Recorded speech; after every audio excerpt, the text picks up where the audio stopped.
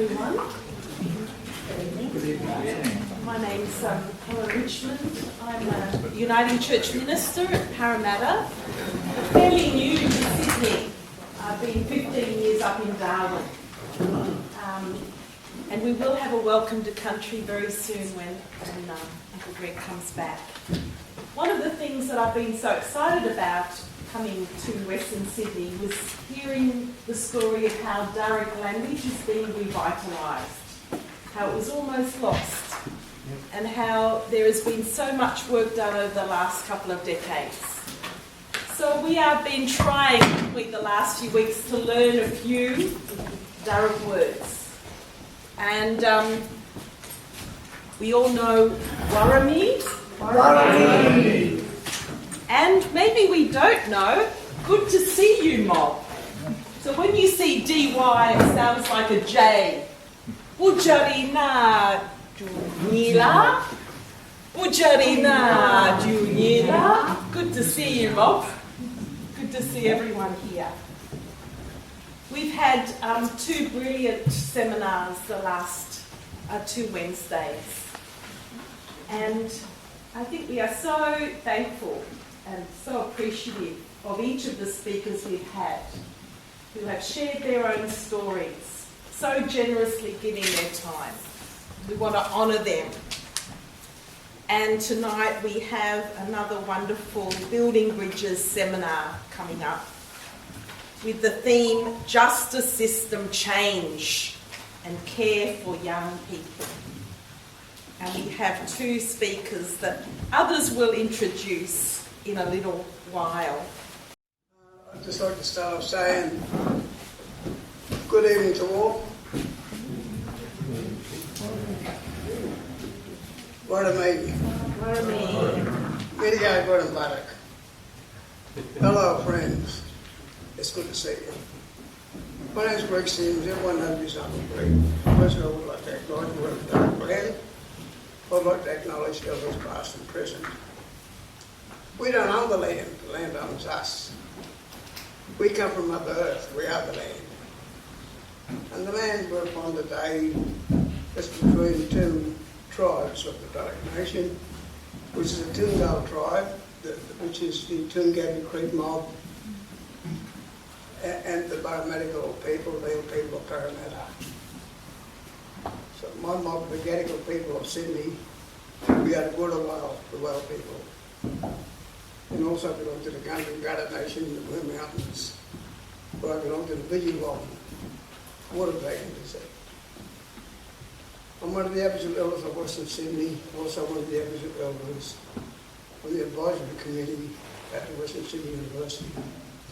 Son of being an elder, before I became community elder, I always carried that knowledge as an elder before I got nominated. So it's always been there, and I learned at a very young age. And I'm so proud of my elders that taught me in La Perouse. I grew up in the eastern shores of Botany Bay, a place called La Perouse.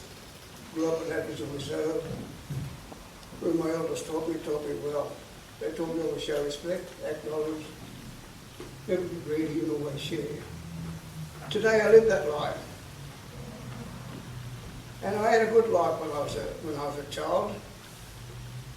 Used to love going to Sunday schools. Used to go and ring the bell when the church was going in. When the people would come to the church, I'd ring the bell. Well, not just me, but others. And we used to go to Christian Endeavour, where we enjoyed ourselves. But I grew up with country music, rock and roll, and gospel music. But you know, I'd just like to say this, I'm sorry to take up time, but you know, years ago, in La Perouse, probably happened to other places also, you would, Christmas time, the church people would come out and be up on the corner singing Christmas carols. And we'd all run up there and join in and sing along with them. And you leave the door wide open No one would go into your house and steal all the presents underneath the Christmas tree. That was Christmas back in those days, and they were people back then. And that's the sort of life I grew up. Being around music, associating with church people, which I thoroughly enjoyed. And but here I am today, out in Western Sydney, and I thank my elders, which are my heroes, my mentors, that gave me that chance to go out and do what I wanted to do. And everything I talk about is what our people taught me. And that's why I signed to be an elder. And ever since I came this way, I got 4 big awards, as I mentioned last week. The last award I got was the Order of Australia, King's Birthday Award. And I got a letter last week from the Premier's office. Chris Minns invited me to his barbecue in Parramatta. And after that, a week after that, about 5 days later, I found out that Prince Charles and Camilla is coming to the barbecue. Yeah. So I'd like to thank you lot. You just put me in mind of the old people back in the day when I was a kid. But when I get my cataracts removed, I'll be able to see a lot better. So it's not that far away now. But anyways, I'm here to do the Welcome to Country. I'd like to thank Kim and Maggie for looking after me, and we say do a good job and get me out of the house where I'm in, because I don't want to be stuck in the room, and I like to be out and about, because nothing worse than being stuck in the room when you're not able to do anything. But anyways, I'm here and I'm still can go out and do what I have to do, and just like mingle with good people. Anyways, I'm going to do the welcome. But I'd just like to say this: there's a person who gave a welcome.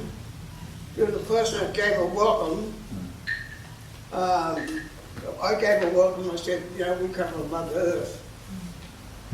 We are the land. And that was a man who got up and spoke about a month ago. He said, yes, we come from Mother Earth. But when we die, we've got to pay a lot of money to be buried back into Mother Earth. Strange, isn't it? Isn't it a very strange thing? So who's telling lies?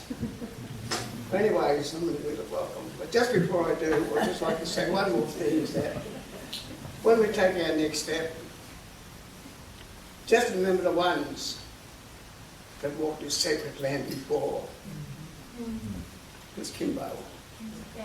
We're not enough for the sticks. I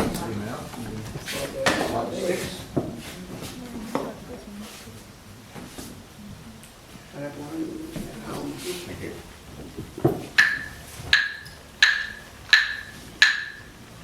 Tiari Mara, Taraka Pemo, Kawi Maria Pemo, the Kariki Bobona, by Namra Varanan, no Disi guy, go and come at the other land.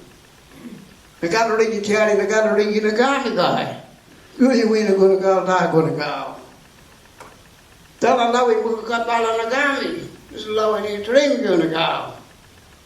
Jamie Tiari, the Kariki or the Jovana. Miliga Gara Barak did it at a capemo. Did we go? This is Dark Lands, the land of ancestors. The spirits still walk among us. Spirits that have been here since the dream time. Our language and culture have been passed down from generation to generation to continue an unbroken culture that has extended for thousands of years. In the language of our people, we welcome you to Dark Lands. Thank you, and have a lovely evening. It means a lot, doesn't it, to be welcomed onto country.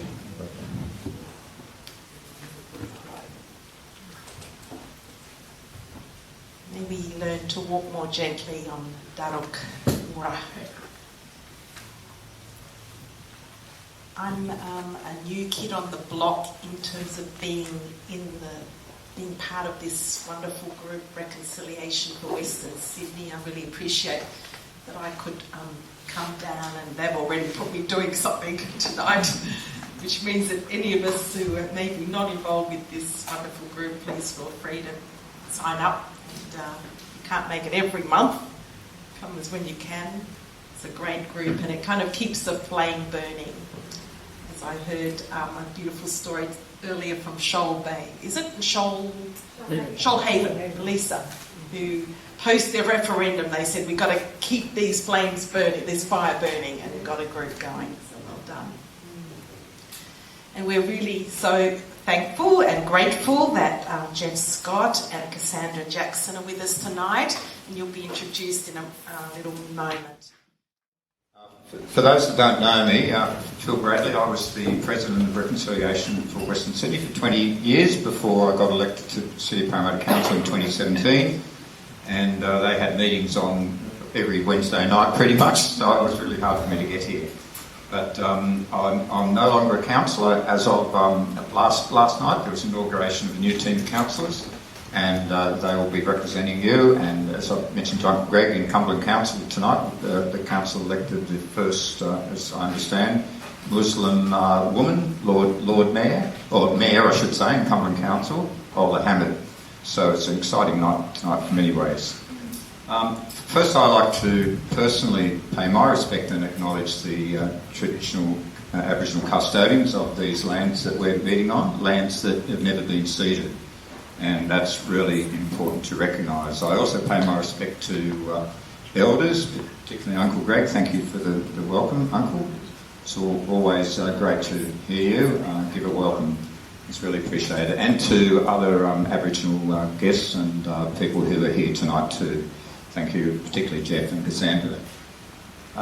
In February this year, Just Reinvest New South Wales announced a new CEO, the appointment of Mr. Geoff Scott, who's our next speaker. And I have great pleasure in recognising that he will be our first speaker tonight. And Just Reinvest New South Wales supports Aboriginal communities to explore and establish justice reinvestment initiatives and advocates for systemic changes that build safer and stronger communities. Justice reinvestment involves redirecting the many millions of dollars that are spent on jailing people, and we know often exceedingly young people that probably, in most cases, probably shouldn't be jailed at all. And we'll hear from Geoff about that issue. And to reinvest those dollars in early intervention and programs that prevent the law breaking in the first case. Prevention is always better than cure, as far as I'm aware, and I think most people would agree on that situation.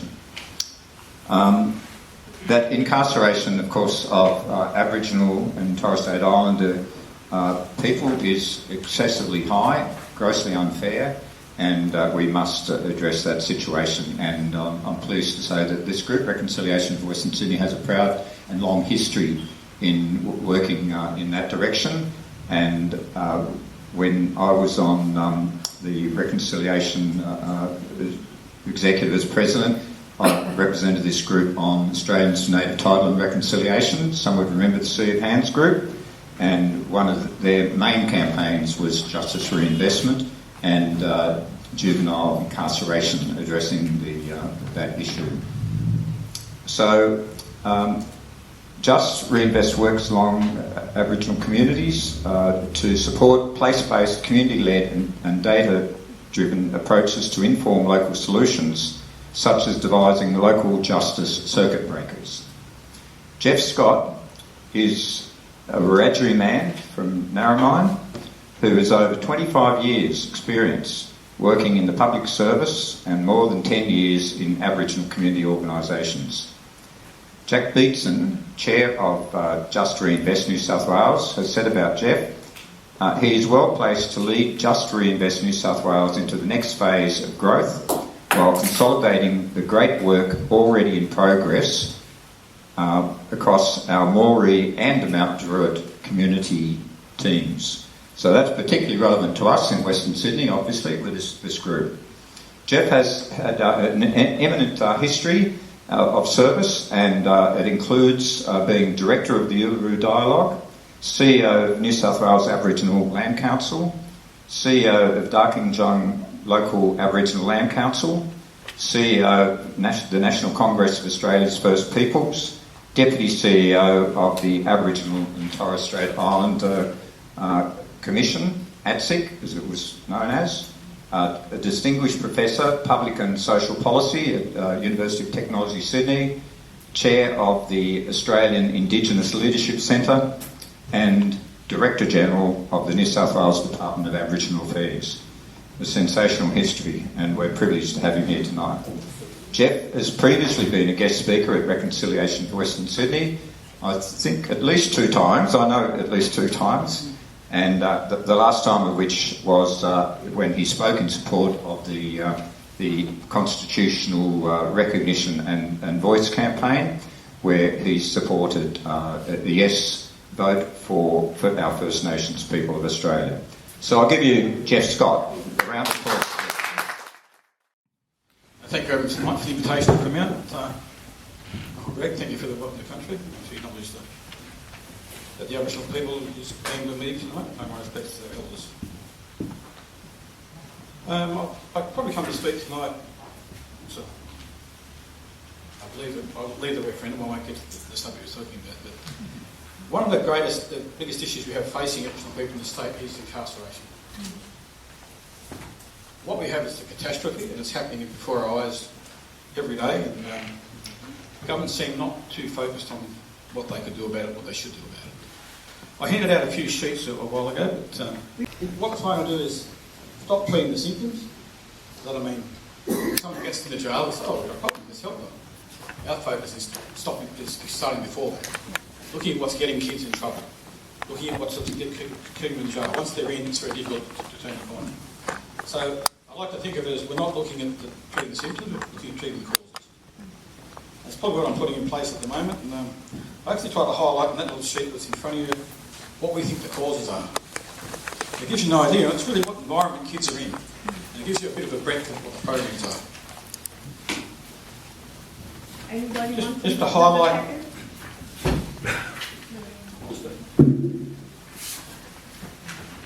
The other sheet you have in front of you, this one, on one side is the adult population jail, and on the other side is the kids' jails. Let's see what the figures are. In the adult population, there's a little chart here which identifies it. How many people are in jail? We have about 12,000 in jail in New South Wales at the moment. Of those, I think it's 30% are Aboriginal. 3% of the population, but 30% of the jail population. There's other startling statistics there. Of those 12,000, 7,000 are on remand, haven't been convicted. They sit in jail for years. By the time they let them out, their life's already over. But we as a nation think that's good.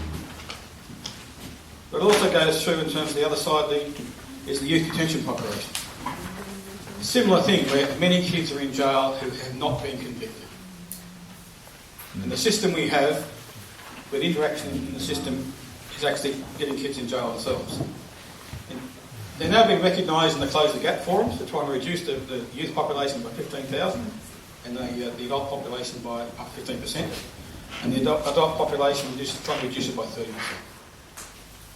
And the way we're doing is by trying to put in programs, and it still is mentioned, it's about being place-based, so location, local people who would develop solutions to local problems.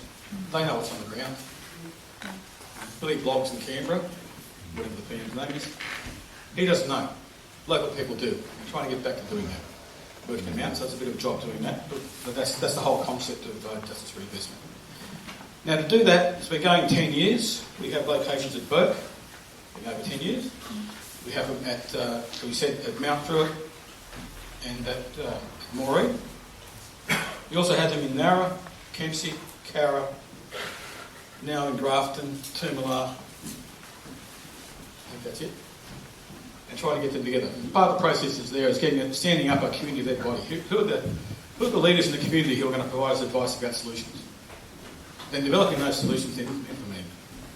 And across the board, most of the groups have come to the point they're going to focus on youth and kids. They could focus on adults and recidivism coming out of jail, they could focus on many other areas.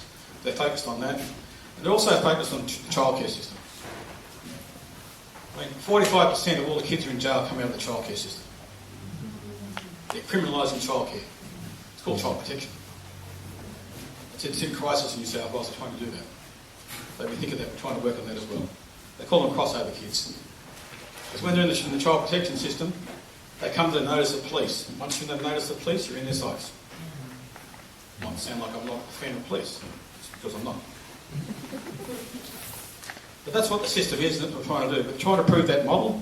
We've got research going on now to try and get that model in place. We've got to get the academics and the scientists and the rest of the index to prove the model so government will take notice of us. At the moment, around the whole country, we're operating in 30 locations around the whole nation, and there are 350 different communities, so 10% of communities get the opportunity to try and get their kids out of jail. The rest are waiting and waiting and waiting.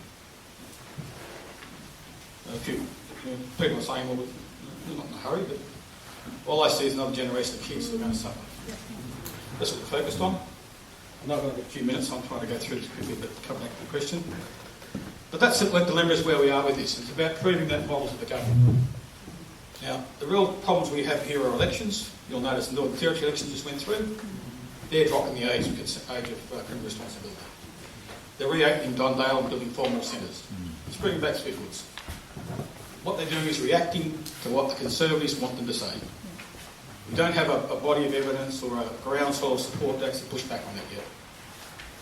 But for some reason in Australia, when we talk about law and order, all we want to do is jail people. I don't know what fair-minded person thinks it's okay to jail babies. But it's something we're trying to force to have a look at. That's why I'm moving on to the second section. I gave you another sheet, which is this one. I tried to pick something as a tool we can talk about. But in this one, our childcare system in New South Wales is at a critical stage. There are 13,000 carers out there we're trying to get in place. It's not just all the kids are there. To get an idea, I think there are 127,000 ROS reports last year. The ROS report is a substantiated report where a child is found to be at risk of significant harm. How many are being investigated? 20,000. So we have over 100,000 kids are still waiting for someone to come and see if they're okay. Gives you an idea of the crisis we're facing. It's not an easy issue. The women, mostly women who work in this area, all the case workers and that burn out quickly. The turnover is high. It works hard. It's not well paid. It's not well supported. But in Australia, if we someone who takes your money and then gambles it away, we call it the stock market, you pay much more money than people who are doing with kids. Something to change. But the other chart I put on the other side is a bit of a 10 to 13. We're talking about, I mean, in Queensland at the moment, they're looking at dropping the age of criminal responsibility again as well. And in most of the other states are. I mean, in some countries, the age of criminal responsibility is 18. In Australia, we think 10 is good. I don't know what politicians, but we still seem to vote politicians in that think that's okay. In Queensland, about to do the same thing. But if you look at that, that's how many kids were picked up. 10 to 13 were picked up by the police last year. It's only 718, but 780 kids are now subject to the police system. If you look at the data on these, and the reports are available on the Boxar site. Have anyone heard of Boxar? Yeah. Bureau of Crime Statistics. They do a great job. And people are saying, why aren't you advertising your work? But keep advertising how many people are put in jail. It's pretty negative. But their data is one of the best data sites we have. They can tell you when, going back 20 years, when a crime was committed, within 3-hour time slots, in what location, by who. So the only thing they keep good notes on is crime. But in that, of those 700 kids that were picked up by the police and put into the system, and then subject to the system, put in jail on bail, 92% of them were found to have nothing to do, no case to answer. So we processed them and we churned them and we spat them out the other side, but this is going on every day. Give you an idea what the size of the issue is. And the point I put in this one here about what those indicators are, It's a systemic problem. If you remember 10 months ago, the Premier went to Moree and put in place, because there's a crime spree up in Moree. There's crime spree everywhere. But he went up there and he put in place 2 new laws. One was that any kid between 14 and 17 who committed a crime while on bail was to be refused bail and kept in jail. The stats will come out on that. These laws are only for 12 months. But 77% of all those kids are Aboriginal. So I think it's not targeting, it is. The other law he brought in place was the post and boast law. Now when kids, they do something, they steal a car, they break in, they do something else. So they film themselves and they post it. Dumb, but they do it. All the police do is pick up kids and post and they jail them. But on that, no kids have been picked up for that. But there's 2 of the laws and they'll come out this year.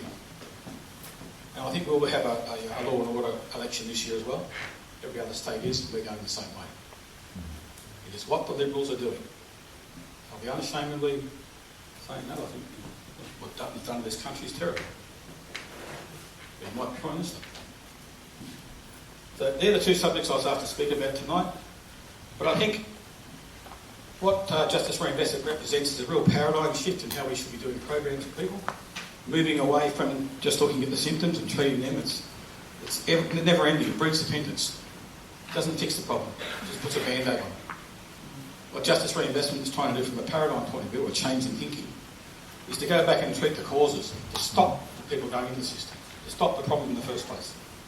And it's not easy. But there are a lot of people out on the ground who put their heart and soul into this work, and we're trying to support them. They care about their kids. And I think we all do. That's what we're trying to do. I just wish the government did. At the moment, these trying to drop the age of criminal responsibility is really jailing babies. And there's got to be a campaign mounted on this one. It's probably too late for Queensland. They go to election soon. But it's not too late for New South Wales. I think we've got to start generating that sort of campaign to push back. So the politicians don't think it's all right. And it starts with your local members. Who's going to run for election? I'll never be a politician, but many are. We've only got a few minutes, so I'll try and end it there, and I'd like to see what you think about it, what questions you have, where it's going to. Because it will take a massive process for us. So when you go through a process and discuss it and come back with it, we'll take some questions. Geoff, so, could you mention something about a positive story? Like years ago, we talked about what happened in Burke, and there was some real good, obvious statistics about the changes that happened. Right. I'll go back to when Burke was first put in place in 2014, first started. It was a creation of a bloke named Alistair Ferguson, local Aboriginal man put it in place. There was Christy Kennedy, who was a woman who put it in place. They were the chair and the CEO of the organisation. They put it together. Went to government, lobbied, try and get Justice Reinvestment going. They were lucky at the time. We had a politician named Brad Hazard. Remembers him? Bit of a hard nut, but a man who cared. He still visits prisons today to talk to people, help them. That's how much he cared. And they also had a local commander, Greg Moore, who was the police commander. And between the 4 of them, they got the groups together. I think they were looking at 60 or 70 domestic violence cases every day. And they sat down around the table and thought, well, how do we solve this? And the police commander went down and he said, we'll have my officers visit every house every 2 days. So for a week, it caused a bit of a stir. But then in the second week, they're inviting them back for a cup of tea. There's a problem, they bring them up. Dad's come home, he's had a few drinks, can you drop by? You go to the pub, you drive him home, you never talk to him. So the police became rural community police. And that dropped to 4 or 5 cases within 3 months. That was a real success story. Sadly, when the police commander moved on, he had a different view. But Greg Moore's still out there pushing those issues. He's now in Nowra, I think. He's a fantastic person that we should know about. Brad Hazard's efforts should be realised as well. We'll need a champion next to each location. The local members can be those champions. And we've got to actually turn the police into being community police officers. One of the measures under Close the Gap is to start 5 community policing models around the state. So we turn it back into where police are not seen as the enemy, they're seen as our friend. And that's again one of the issues. But the case in Burke was a good one. But there are many issues going on. In Moree, the block party, they've had employment programs to take them out. They are having a difference. And issues are dropping. One of the best programs we have here is our Mount Druitt office. It's run by Daniel Daylight. Does anyone know? You should. He's doing a great job. He came out of the justice system. He's out there running programs for kids everywhere. It's a massive issue and a massive problem, but he's not doing it. He's just fighting it every day. What's it called? That's it. We have a JR New South Wales has an office in Mount Druitt. Daniel Daylight's the manager. Isaiah Science is in there. There's a whole range of people there. They're doing very good work. And it is working. They're making a difference. Our challenge is convincing the government that they're making enough difference to be funded. And the whole process, we're going back to the last one, is we also work with the Treasury and other organisations to identify how much money we're spending on prisons. The jail Aboriginal people in New South Wales cost $600 million a year. The jail every kid in this state is costing us over $325,000 a year. Now, that money, converted back to being put at the front end, could save a kid's life and keep him out of jail. It's about time we started thinking a bit more laterally, and that's what Justice Reinvestment is supposed to be about. And they are, and there's a lot of communities who want to do it. They've caught on what it is, and they want to be involved in it. Start taking control of their lives and their communities. We've got to convince government that it's a good enough idea to put money into it. And the only way we do that is for helpful groups like yourself. So please find out more about it. If you need to, contact us. So thank you.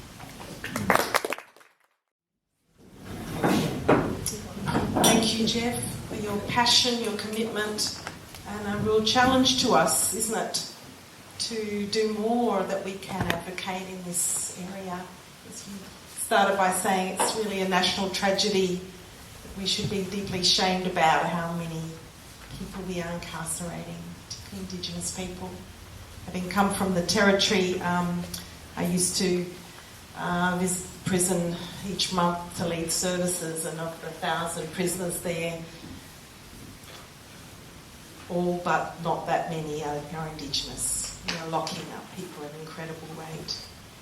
And so how good it is that there is this kind of organisation that's working so hard, Justice Reinvest. I recognise myself, I've got a learning curve to learn more about what you do and how we can speak up. We may not all get a chance to have the questions tonight, but perhaps we could start over this side. If a group's already asked a question you were thinking of, then we can move around. Could I say one thing at the start? The only silly questions you want you don't ask. I'm a self-confessed nerd, so I like this stuff. And people asking you people on your feet actually makes us think about things. It's important because you're the people in the community. Hi. I think following this, you can think about quite maybe more than 10, 15 years now. I have an understanding of it. And the amount of work that's being done is great. When I see this particular chart, which says that education, health, social and exclusion, and family violence, sexual abuse, and children protection, I was just wondering what could be done from the community within itself to prevent or to address these things. One of the examples that I was giving her was that in India, one of the very notorious prisons, they were conducting yoga classes, yoga and meditation, and this helped. I'm not suggesting that this should be done at the prison, it could be, but at the community level, could it be done so that there's a greater calmness, and there is definitely an amount of racism these kids face, but the way to accept it, not accept it, to address it in a less hostile environment that might help with something like that could be thought of. Really asking what sort of programs you run? Yeah. Well, there are many of them. Some are youth camps, get kids out of town. A lot of it's actually convincing kids that we care about them. And they should care about it. Most kids, they just, why they push back and why they rebel is they think people don't care. We're having camps to do that. Another big one we're doing at the moment is we're putting literacy programs in every community. Literacy is someone, I don't know how many people I've seen. I know what the signs are now, so I can see when someone can't read. It's a shame thing. especially for kids. And we run these programs, and we say, well, sign up to this, and then we work out they can't write. Shit. So we run a program. We do that everywhere now. We're running camps to take kids out of town. We're doing after-school camps. We've got buses running in Moree and other towns to take kids home after dark. We're doing school suspension programs. The school suspends kids all the time. They just run the street all day. They get in trouble. What would you do? You're walking around. So we're running programs to try and do that. But every community, and the point about Justice Reinvestment is that we're trying to have a community-led, a place-based community-led. So it's people in town sort it through. They come up with the solutions. We've got to work with them to find the money and find the resources to do it. And what we're trying to convince government is, we run it for 3 months and government says, how many kids escape out of jail? Oh, God, mate. This is a program that's going to take, it took you years to make this problem. It's going to take you years to undo the problem. So we're trying to convince them of long-term issues of it. And in terms of that whole spectrum of different programs, and some are after-school programs. I mean, Moree's got artesian bars, but the kids can't get in, so they take the kids to the next town to go to the pool. There's lots of different programs that run these things. And part of it's the locals knowing what's going on. Cassandra will tell us more. Is there a question from this little group here? Can I say something? It's a little bit off the topic. But No, let's give them the questions. yeah, I'm prepared to ask.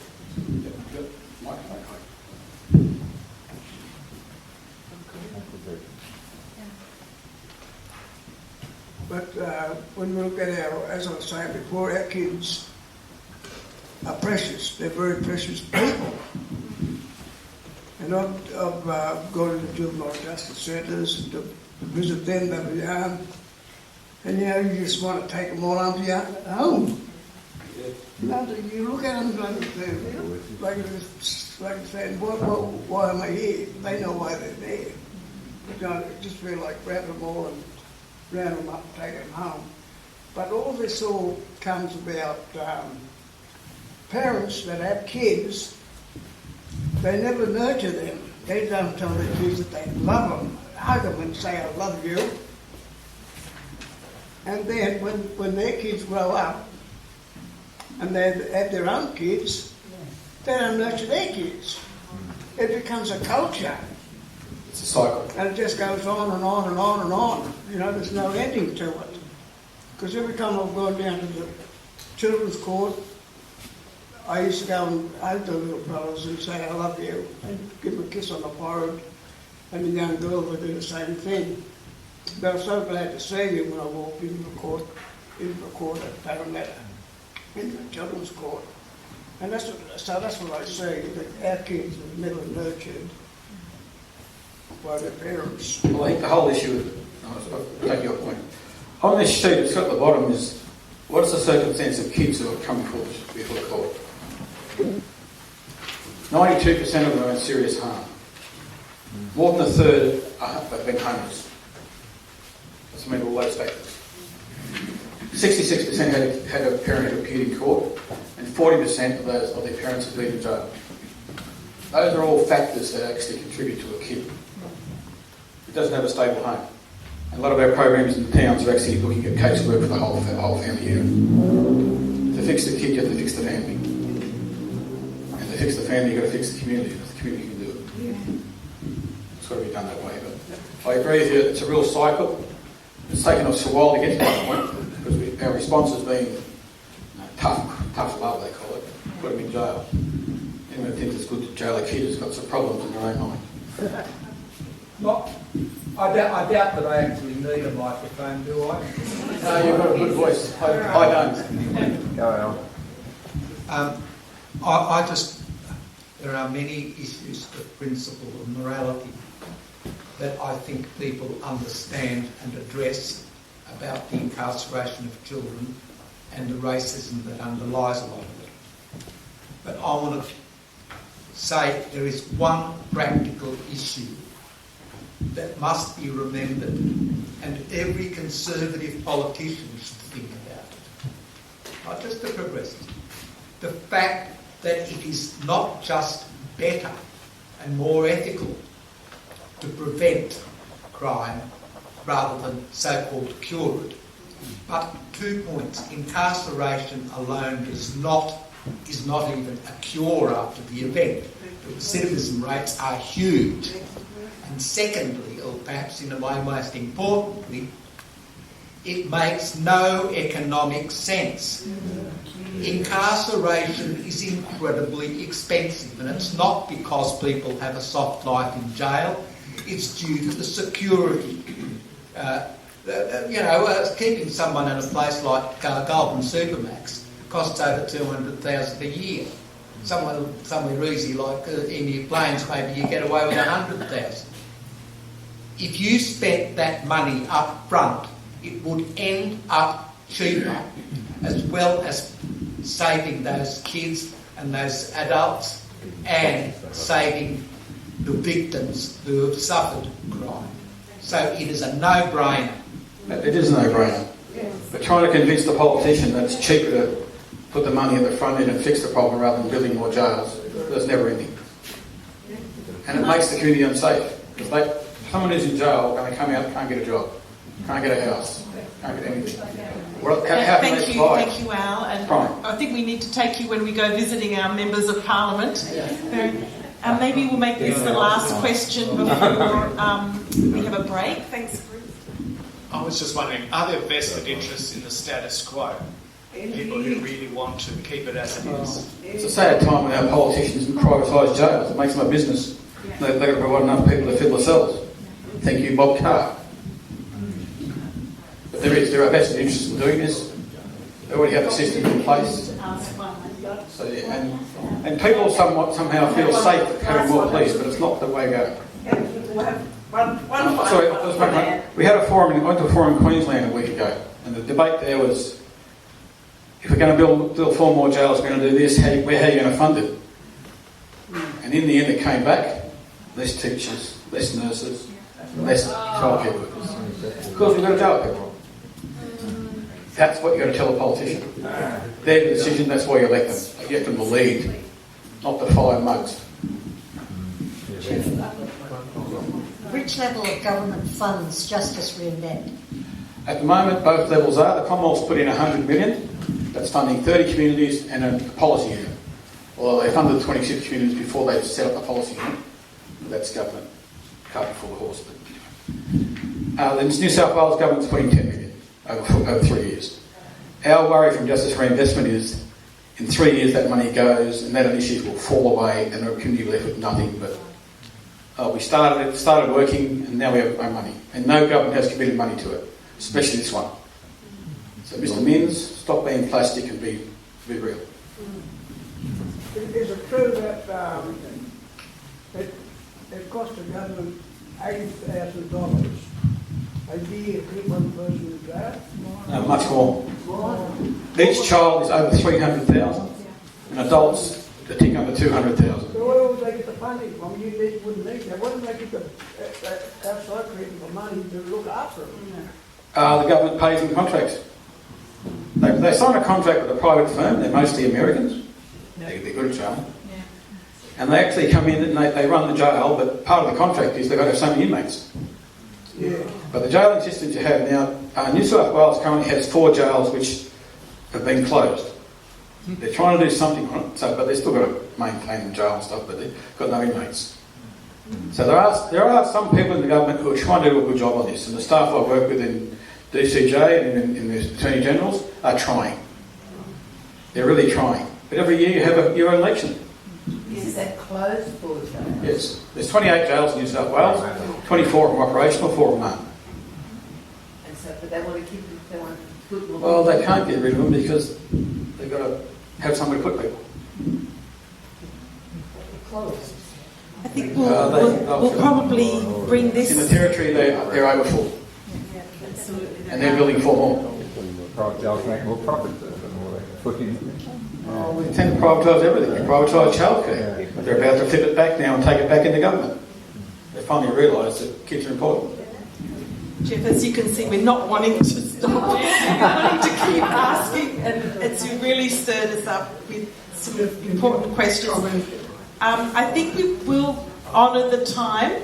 Maria will keep to time, and there may be over supper. You can, if you've got a burning question, please, I know Ian, you wanted to double check a couple of things from the But I'd statistics. rather during a break. Yeah. Okay. Don't ask for the chair. All right. I'm referring to this intriguing graphic, which you may all want to look at in view of the question. Over half, first of all, let me ask you, these children are all children, not Indigenous, all children, 10 to 13 years, and half of them, or more than half of them, the charges have been withdrawn by the prosecution. Now that seemed to me to be amazing. Can you, first of all, comment on that? It's not uncommon in the justice system. People get charged, and before they get to court, they withdraw the charges. It's what they do in the fishing industry. One thing about Aboriginal people doing abalone fishing on the south coast. Constantly they're charged, and they're put through the mill, and they've got to go through all the case, they've got to get a lawyer and a barrister and manning it. Costs a lot of money. Turn up to court, prosecution stands up and said all charges withdrawn. So I think that's negligence. It's not over-enthusiasm about police, for example. Well, I think we have a real culture in the police force that they see themselves as implementing the law that's before them. And I think there's a real culture in the police. And part of the programs on Close the Gap is trying to actually address the culture in the police force. They're there to actually police for the community good. And they do it, they're told they must go out and do it. And to some extent they've got targets they've got to meet. And they get in trouble if they don't arrest someone.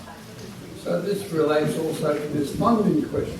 Yes. Exactly. Because all of these arrests and hearings that are, until they decide that they either withdraw the prosecution or they're found not guilty, they all cost money. Yeah.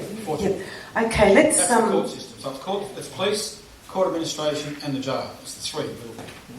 And they cost a fortune. Do we have any breakdown on the Indigenous? Ian, we've got to honour the next speaker too to make sure we get enough time. Let's thank Geoff for your time. And being part of Reconciliation for Western Sydney, and what we're doing here is not just listening, is it? We're also perhaps noting, are there things we need to do some more research on, or find out more details about, more questions that we've got, and what action we hope will flow from this. Maybe we take a question such as, how do we get this to be a public debate into the society? We need to get this on the table. It's hidden right now, and it's carried by the people working in the field and burning out. We need to get it into public discussion. How do we do that? So think about that while we are having our breaks and talking with Thanks, everyone. I met Cassandra a few times over the past for different reconciliation events, in particular on the rainy day for Reconciliation Week, when they had something happening in Montreux. Oops, even darker. Anyway, what I felt so strongly is that she is a person of integrity and clarity that you can trust, and she has such a strong commitment to really being a mentor of kids that are getting lost, most of all the Indigenous ones, but also inclusively, and learn about who they really are. Learn about something like belonging, or who am I? What's my identity? How do I fit in here? How can I breathe? And the way she described herself in her little bio that she sent us is so clear in 6 different sentences here, and I thought I should just read it. Cassandra is a proud Wiradjuri Gomeroi woman who is deeply connected and committed to the youth, First Nations community, and the broader Mount Druitt community.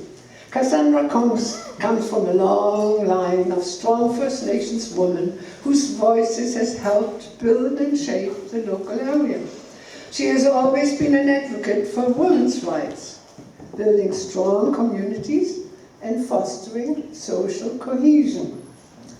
Cassandra facilitates a program to young people disengaged from school, family and community life, both in school and from Mount Druitt Learning Grounds Formal Centre in Bidwell. She has mentored young people from the Mount Druitt community since her teenage year and further professionally in the last 10 years. Cassandra uses her life experience, having grown up with disadvantage, to relate and to mentor the youth of Mount Druitt, modeling for them a life they can lead for themselves, no matter the cultural background, postcode or religion. Cassandra has been an active member of the Mount Druitt and District Reconciliation Group for many years and often shares that her journey of reconciliation in Australia started long before the movement and long before her birth.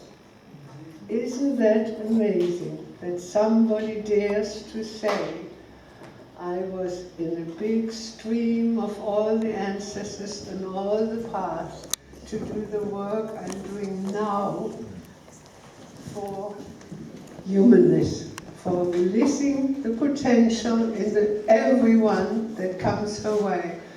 And it's a hard job, but she does it with a gleam, and I don't know the right words, but lots of spirit and presence, and that's what counts. So let's celebrate Cassandra's presence in our midst. Thank you. Good evening all. Warami Mitika, friends known, friends new. I'd like to start by saying Naya, Cassandra Naya Raju Gomakomore Yana Darugnara. My name is Cassandra Jackson and I am a very proud Wiradjuri Gomeroi woman living and learning on Darug land. As I stand here before you all, I acknowledge the custodians of this land, the land that we are gathering on as they have gathered since the first sunrise, the Darug people. I wish to extend my utmost respect to elders past, elders present, and elders and leaders emerging in not only this community, but from each community in which we call home. For those who do know me, know that I enjoy a good yarn and could talk underwater.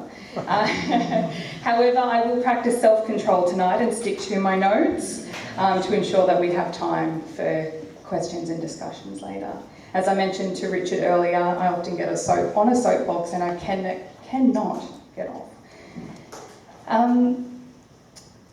Before I begin, I would also like to extend my thanks to Maria and to Richard for your lovely invitation to speak here today or tonight and your commitment to building bridges in our communities. I'm very privileged to be presenting tonight as well with, I'm not sure of, where did he go? He's disappeared. There he is. I'm not sure of your uncle or your cousin, but you are kin. In my mother's tongue, I say to you, Marangul, thank you for all that you do and for all that you are. And I offer you Yinjamara, my deep respect and admiration. As mentioned before, my people are of two language, two dreaming and two law. I've been very fortunate to have been raised in my culture, despite having to navigate living in two completely different worlds. I often speak my journey and how it started long before my birth. I find connection to my bloodlines and my mudlines by acknowledging that I come from that long line of women who have made significant contributions to their communities and kin. I'm a Kane of the Coonabarabran Star people of the Gomeroi Nation, and I'm a Mudgee of the Darby freshwater people of the Wiradjuri Nation. My journey is one that is an extension of my grandmothers before me. For generations, my family have prioritised cultural awareness, safety and connection for all, whether that be establishing or engaging in spaces that elevate the voices of our young people and help them shape their future despite their name, their nation and appointed identity by society. I embrace the challenge of my obligation to my kin, my culture and my community, which has led me to this spot today. To quote my late grandmother, just because you have a voice, Cassandra, doesn't mean you have to use it 24/7. But find the thing worth talking about and speak in a room of people who are willing to listen. Ladies and gentlemen, this is my thing. This is my reason. Now I will. What I will do is this is a 2-minute snippet from a documentary that was done on Mount Druitt Learning Ground back in 2016, and it's just an opportunity for us to hear the voices of our young people in the community and talk about their challenges and what it was that, or who it was and where it was that helped them overcome certain challenges. So for the last 10 years of my professional life, I've had the honour of working for the Chain Reaction Foundation, which is a not-for-profit organisation. And Chain Reaction's principal project, Mount Druitt Learning Ground, as maybe it's written, there it is up the top, is a wellbeing program for young people aged 10 to 16 years old and their families in all the shapes, colours and sizes they present. Why the name Learning Ground? Learning Ground, as Uncle Greg will know, was gifted to us by the elders as a name to indicate that it is a place where young people are grounded in knowledge about themselves. Learning Ground is an academically proven grassroots initiative that emerged from Mount Druitt for young people that builds connection, self-worth and deepens engagement in school, family and community life. Learning Ground was born from a desire to see every young mind flourish. Learning Ground is more than a student engagement program. It's a journey of transformation where challenges become milestones and every success, no matter its size, a story. The program promotes cognitive, emotional and behavioural change in young people with a primary focus on wellbeing. It equips young people with a better understanding of self, which promotes a better understanding and acceptance of the other. For carers, parents, educators and policymakers, Learning Ground's proven success rate, 70 to 80%, it's a good turnaround, represents hope, a commitment to the growth and wellbeing of our youth. Learning Ground is a unique place for young people and their families to create strong learning experiences affecting behavioural change, built on the principles of each one, teach one. Another learning gifted to us by the Darug and the First Nations elders who have made significant contributions not only to the program's content, but to its conduct. Learning Ground operates on a school year timetable and is offered particularly to those experiencing difficulties in school retention. Our program is based on Aboriginal, traditional and contemporary knowledge and successfully offered to First Nations people, non-Indigenous and those of linguistically diverse communities. The program is based on methodology developed and delivered in Mount Druitt since 2006. And despite what you may hear, there are many, many good things happening in 2770. Yes, there is. Learning Ground was developed and established through participatory, I can never say that word right, process with local community leaders, Aboriginal and non-Aboriginal, to meet the needs of the young people in the area who were experiencing behavioural difficulties that led them to being disenfranchised from school and from community. Since its inception, Learning Ground has continued to evolve through these processes. In 2016, the Learning Ground program was researched and evaluated by one of my old teachers, actually, from Western Sydney University, who identified Learning Ground as a program that fosters capacity building and development of social and emotional competencies. The evaluation found the program to enhance the lives of highly disadvantaged young people, equip young people with the critical behavioural skills to engage in education, and create better futures for disadvantaged young people, their families, and how they contribute to society. The Learning Ground program counters the strong negative outcomes of youth disengagement by fostering social cohesion for young people as well as adults in their lives. The 2023 National Former Agreement, published on December 6, says 1.2 million students are seriously disadvantaged in Australia. Now we know that to be. It is growing every single day. PISA, the OECD's Program for International Student Assessment, reports students in disadvantaged areas are currently 5 years behind their peers. These are the young people at Learning Ground. These are the young people that Learning Ground supports. It creates communities of engaged learners and delivers long-lasting, real-world outcomes of choosing non-violence. Learning Ground provides young people with unique resources, support and safe spaces to overcome the negative experiences by addressing key issues impacting their lives. Mental health, social isolation, discrimination, family breakdowns, poverty, trauma, the many factors of influence others, including their communities, have on their lives. We are in a fortunate position to offer this learning from both our formal learning centre in Bidwell and in multiple schools across the Western Sydney and South Western Sydney communities. The in-school program is endorsed by the New South Wales Department of Education as a quality assured wellbeing program. And identical to the on-site program, the Learning Grounds pedagogy is made of ecological approach. I can never say that word right either. Social and emotional learning, positive psychology, and experiential and reflective practice. And that means participation in an atmosphere of real learning and deep listening. Does that sound familiar? Sounds like a learning passed on to us by our First Nations people. The program embraces ethnic, cultural and religious diversity, creating an atmosphere where we can each learn from the gift of diversity that has been here long before 1788. Over 500 nations shared this space for many, many years. The program facilitates a holistic education which demands connection to self, to place and to each other. Identity, respect and belonging. We work alongside many young people who have been assigned a label, an identity, and they do their best to live out that expectation bestowed upon them by society, and it's not always a positive. Why try when wider society defines you by who you call family, who you call friend, and where you call home? For the last 18 months, I've been engaging with current and past participants to talk about their journeys.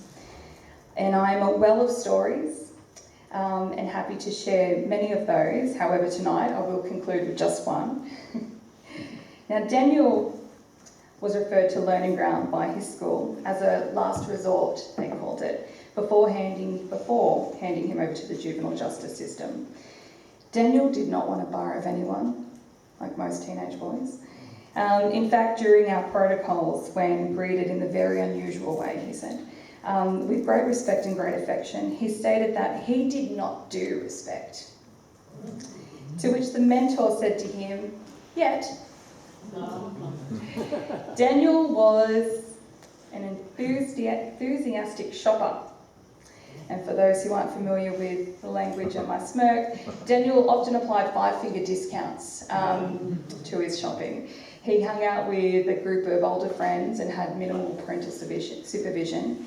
He had experienced a family breakdown to which his mother moved back to country, and he stayed in Mount Druitt with his father. Daniel was spiralling out of control, and all involved with him did not feel equipped to support his needs as they were hard to identify. Daniel himself was unable to identify what he needed, only that he did not want to go home and he wanted to punch something, and sometimes he wanted to punch me, and he can think it but just don't do it. Eventually, as the weeks and months progressed, Daniel noticed something.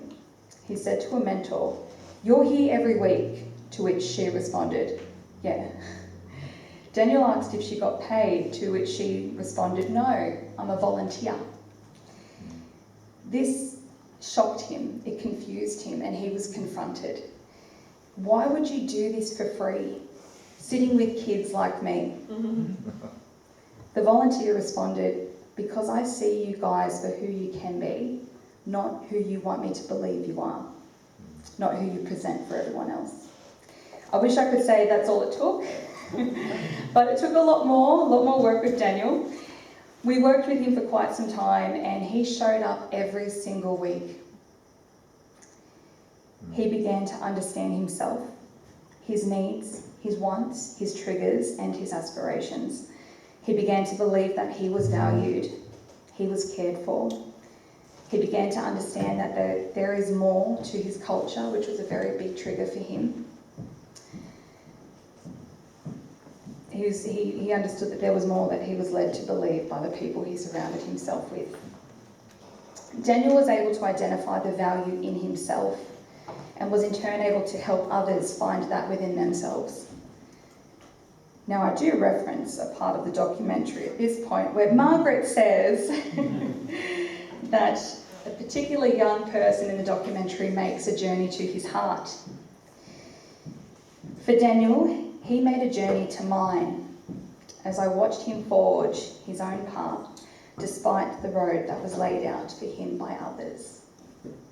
And that, I got through that without crying, which is when I speak about Daniel, he was the first young person that I really connected with, that I seen so much of myself in, because I was that disgruntled teenager, angry with the world, angry with my circumstances, and no one gave a damn about me, but they did.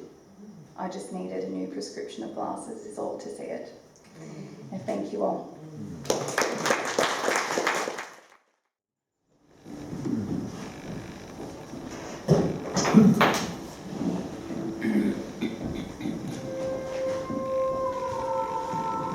How often would you attack cookies? Like twice every day. Twice every day. Do you remember the look on the teacher's face when you physically... Shocked, very shocked, actually. Mum and Dad split up when I was a young age and I just let loose and did whatever I wanted to do. I was running around with scissors, telling the teachers off, hitting other people. I hit a kid over the head with a chair. And before I could finish up their classroom in the wall, they just kept talking about every time I opened the door. I think I had kind of a brain snap. Did you step in? No.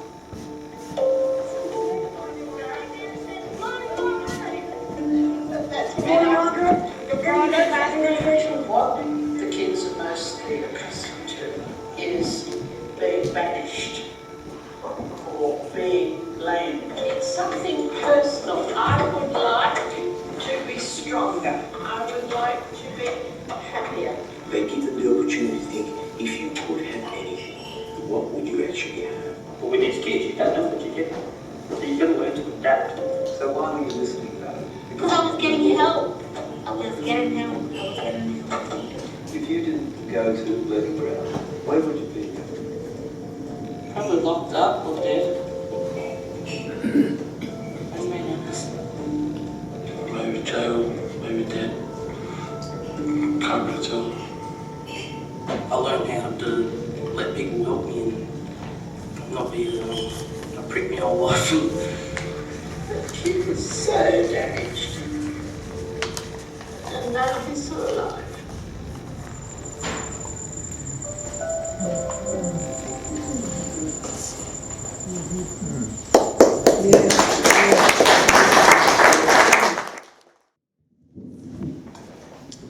Thank you, Cassandra, and it'd be good to have a little bit of interaction. We've got a bit of time for that. A few hands. Anna. Cassandra, what do you base your success rate on? You said you had 80% success rate. How did you judge that? School re-engagement, and in conversations with the schools, that these young people are a part of that community, but also those who are engaging, whose school may not be the fit for. We are assisting them in engaging in some kind of study or work. So 70 to 80% of our young people are not reoffending, are not engaging in any violent activity, are showing up for school. Their attendance has increased, their commitment to their families. They're having more positive interactions and building strong, long-lasting relationships with peers, those who have a positive influence on their lives. But it's all through conversations with schools and with communities about how that young person is doing. And of course there's a lot of DSS data collection involved as well. However, we do not have, of that 70, I always say 70 to 80%. I feel like saying 80 kind of puts us on a certain pedestal that. But these are young people who were school refusers, were suspended regularly. One thing that we have found that works, we have a non-punitive approach. So if a young person is suspended from school, they show up. They are still required to attend the program. And I was speaking to someone before about how, we're establishing this commitment to one another. It's like a binding agreement when they enrol in the program, and we set up some goals, we set up some expectations. And they show up for us and we show up for them in many different ways.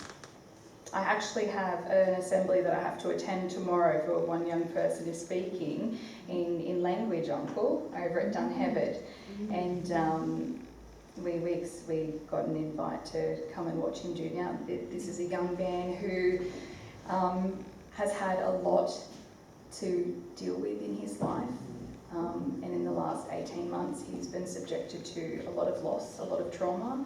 However, he is finding his voice and finding strength in the people he surrounds himself with and strength in his culture, which is beautiful. So I'm really looking forward to being there for him tomorrow.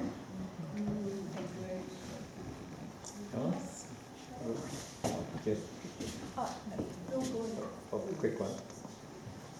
I know there was a lot of Darug language classes in Western Sydney. Has that been very helpful? I heard it was really good with retention rates and progress. Could you just elaborate a little bit on that? Yeah. And over to Jess. So I'm really fortunate to have been a part of many of the Darug language courses hosted by the beautiful Burraburrungal people over in the Hawkesbury. And we have brought a lot of that language into our space, and we're seeing that in schools as well. And we talk a lot about First Nations first, and when we are on Darug language, we speak her language. For that is her name and that is her way to be spoken to, and when we walk, we tread carefully. And it's helping all young people, even those who are not of First Nations background, feel connected to place, which is something, especially in Mount Druitt, a lot of people have a hard time connecting to place. Great. Hello, Uncle. What's for you then, that group? Could I say something? Yes. You know, when you talk about language, the students that's learning, are they all Aboriginal students or are they all mixed? All mixed. Right. And as these young ones, have they got any indication, black and white, their background, before they can learn language? Yeah, so we've been in consultation with Auntie Edna and many conversations in the past with you as well about how to help our young Darug mob learn their language, and it's so important for them to learn it first. That sense of autonomy. This is a language I belong to, a people I belong to, and for those who are, like myself, a visiting person, this is not my country. However, I speak her tongue with permission and when I can. But with our non-Aboriginal young people, they find a sense of, they're taking that home, and they're able to then identify with their families who haven't been exposed to the learning that we offer at Learning Ground, but also what the schools are incorporating now, especially massive contribution by the AECG, that this is Darug country, this is Darug language, and this is the language to be expressed and to be shared and to be taught on country. However, it's a very important factor that Darug people learned that first, for that is something that was... Well, Auntie Edna taught me. She taught me the language. She said the papers at me, said he learned that. Uncle, she did that to me as well. How could I do that? Yeah. I said, I can't do that. She said, you better start now. So I went through and I finally got there. Yeah. But the thing was, in some of the words, if there's L-A-N-G, I put L-A-A-N-G, sort of rewrite it. Yeah. But I have two A's instead of one A. Yeah. Because in Aboriginal culture, we don't use A as a, it's always A. Like like an R. Yeah. But not A. That's why I put it in 2 A's, so it doesn't pronounce with 1 A. And our language, Uncle, when we are writing it, we are writing in a foreign language. Our language wasn't something that was documented in A, B's and C's. It was something that was passed on by our old people, by our elders, for us to hold in our hearts and in our culture for our kin. But you know, beauty about culture, where I come from, like Bruce, we had a lot of our people come from Brewarrina, a bunch of young people come down from the mid-north coast or far north. They'd come and stay at Dad's shed, and there might have been about 6 of them, 6 different people from 6 different nations, and they could all communicate with that one language. Yeah. It's amazing how they went, how they can communicate. When you look back at our old people throughout Australia, going back, they only went far as first of 2nd or 3rd class. That's just full stop, no more. They've learned so much at home. What I find my elders from back home have always taught me is that our language isn't something to be heard, it's something to be felt. And when we speak with our heart, and that is how Mob have been able to communicate with different languages since the first sunrise. Thank you.